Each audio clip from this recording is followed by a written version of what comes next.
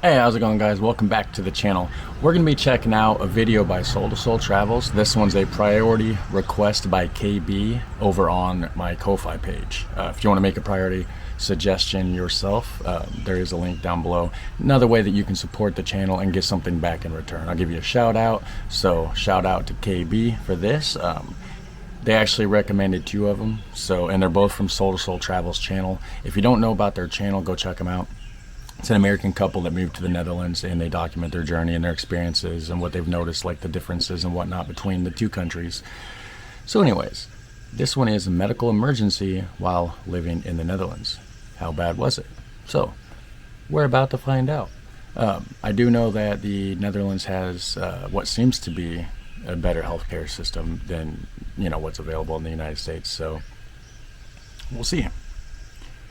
Make sure you go check out the original channel. Like I said, there will be a link in the description section for that. So, hey. Oh, hello. Welcome back to Soul Travels. She's awesome. Before we get started, check this clip out. 10 seconds long. Just take a look at it. 10 seconds. Leave behind. Just very, very happy to leave behind. So let's move on to the next thing. Hopefully it's a little bit better. Let's go.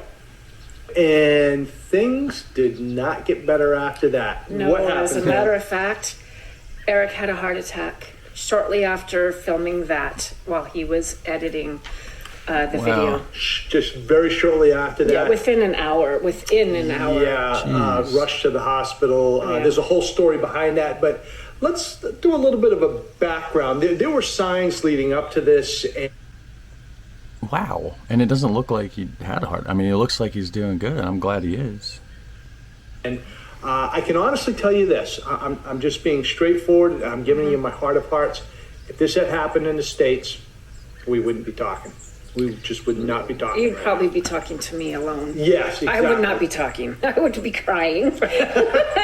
Anyways. So a couple of days before we left for the States, I just had a very severe tightness in the chest. No pain in the wrist or arm or anything, just very, very severe. We ended up calling the ambulance. Now, I can tell you this. When you call an ambulance here and you call an ambulance in the States, two totally different things. Well, yeah, we called the doctor, our house arts, after hours thing, and we talked to them. And then she actually dispatched an ambulance at 3 o'clock in the morning. They were there like that so quickly. Came up the stairs, had all their equipment, shirt comes off. Yeah. Put the stickers all over the place, man. I think I've had them on my head, my butt. I had stickers everywhere. And they're hooking me up to this machine, and they are reading the machine. And somebody's asking me questions, and we're just, it was a team of two. I can tell you this.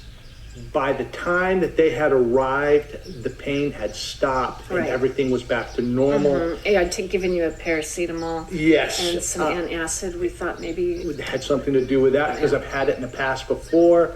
And they just printed out a strip, an EKG strip for us. Yeah. And they told us to check in with the doctor the next day. Yeah, because everything looked good. Everything looked good. Everything looked good on the strip. Yeah. Blood pressure was back to normal. Yep. I had really high blood pressure. So everything went right back to normal. And we went to the States. Yeah, after visiting the doctor, and the doctor didn't seem too concerned, scheduled some blood work that we did when he got back. Yep. Yeah, absolutely. So then 2 days later, we left for the States. Had a small episode. The night we landed. Yeah, we kind of chalked it up to spicy foods for some reason, because when he would take the antacid, but I think at that time I gave you like a paracetamol as well. Right, so, which thinned out the blood a little bit and whatnot. I believe and that plays into it a little bit later. Yeah. So we went to the States, and everything went well in the States except for that one small episode. I was having a few twinges here and there, but nothing to really, it's like stop. So we went to the States, we saw That's funny. He thought it was just spicy food from, I don't know, some bad tacos or something. Yeah. Love that little guy. Oh my gosh. Anyways, so we came back. and which leads us up to, we did a filming, and this was the video of the why we're not going back to the States. to live. Yeah. And right after. That's the other one. How I said KB recommended 2 videos. That's the other video I got to do, is the video that they're talking about of why I'm not going back to the States. So that will be coming up soon, guys. Filming that, sat down, started to edit it. And I'm into editing, and all of a sudden, severe chest pain. Oh my gosh, yeah. Just very, very severe chest pain. Took a couple antacids. They're all about those antacids, huh?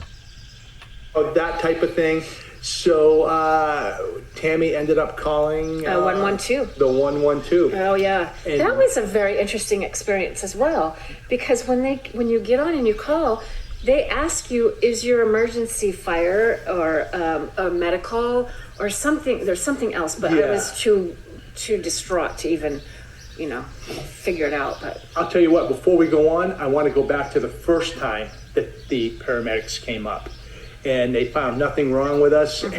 They were so nice. They were. And they had to say, oh, right. Look, because you're Americans, we need to let you know that this visit right here doesn't cost you anything. Nay. If we took you to the hospital, it's your insurance, and they said that because in America, sometimes you hesitate to call emergency because it is going to cost you several $100s. Yeah, that is true. You don't want to call an ambulance or anything because it's like, I can't afford it. And if you don't pay it, it'll mess up your credit.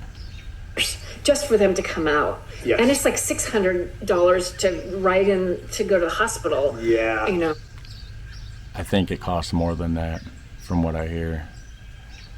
And that's just riding in the ambulance. So they were very kind to let us know that we would not have to worry about a charge. Absolutely, absolutely. So we're back. They come up and they hook me up right away. I send shirt off, stickers, boom, boom, boom. EKG, and the first thing they said is in English to us is we don't like what we're looking at. Yeah, and this is not looking good. So they did everything and they got me all hooked up. They brought me out, and what was interesting is he said, look, because of your stairs, you're going to have to walk down the stairs.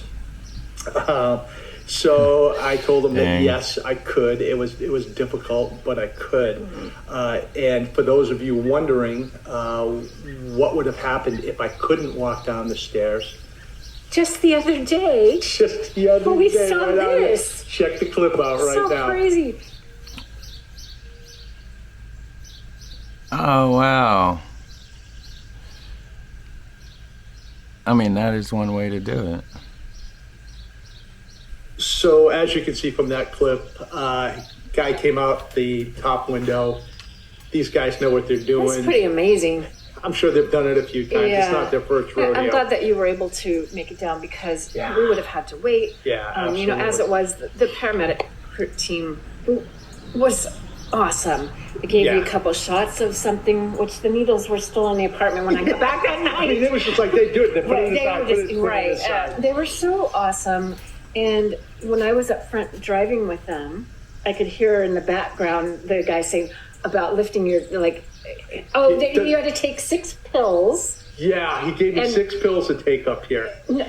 No, when you were in the ambulance. When I was in the ambulance. And you had to lift your tongue, and they had to spray. They sprayed some stuff under my nitroglycerin. Tongue. And when he sprayed that nitroglycerin under my tongue, because my chest was really hurting, went away.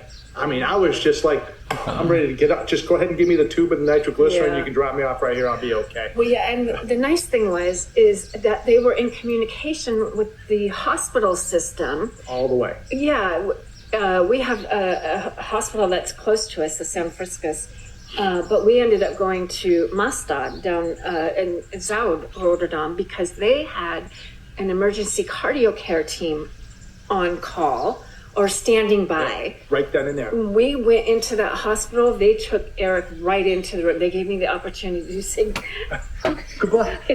Not goodbye. But, kiss him and give him a hug. See you in a few minutes. Yeah. And they But you never know when it could be goodbye, you know.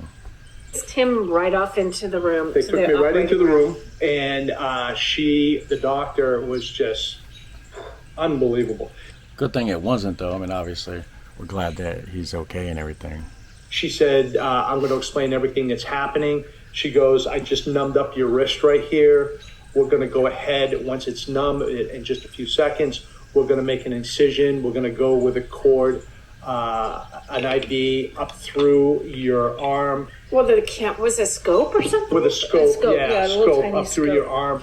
We're going to go across. We're going to go through your heart. And that's when I said, you really don't need to go into all that detail. Could you feel it when it was going in? Could feel just a little warming sensation. A little warming sensation. But you couldn't feel it traveling through. Couldn't feel it traveling through.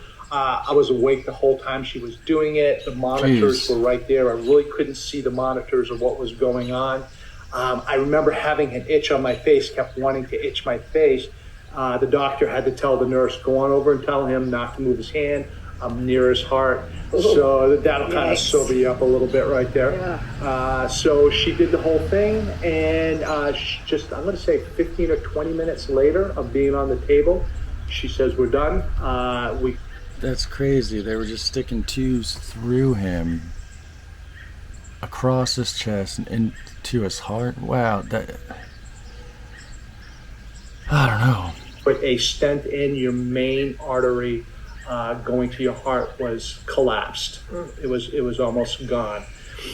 So she was really, really good. She showed me the pictures. She showed me the before and the after, and it was fantastic. After that, I felt like $1 million. Yeah. I really did. Heart hurt, or the chest hurt still a little bit for maybe a half hour, an hour. They gave you some pain, some like paracetamol. IV. Yeah. So the team.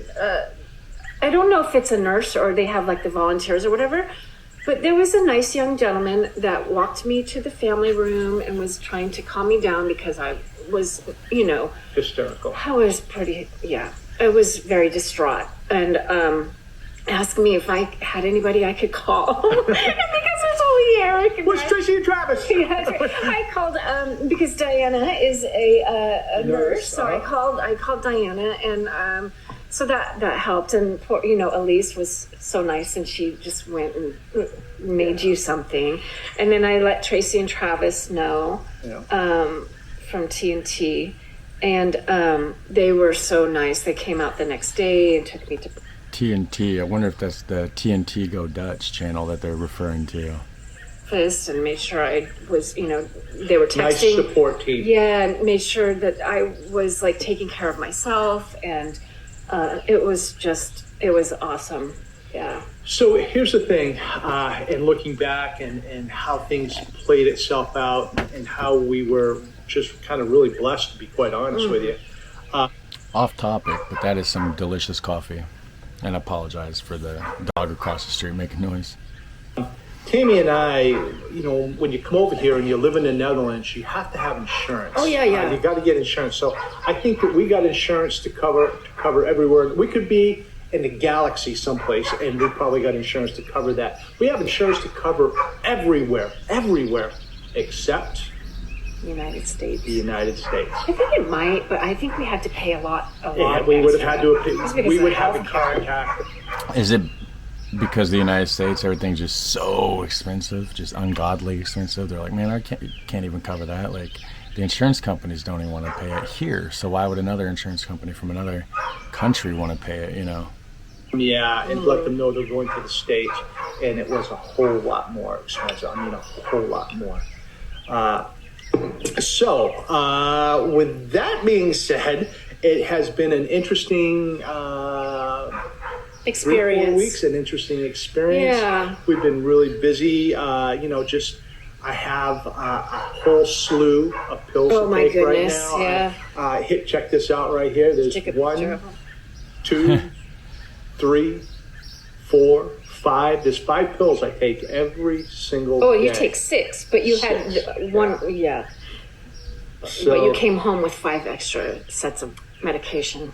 Yeah, which is on a daily basis now pretty much for the rest of my life. That's a lot.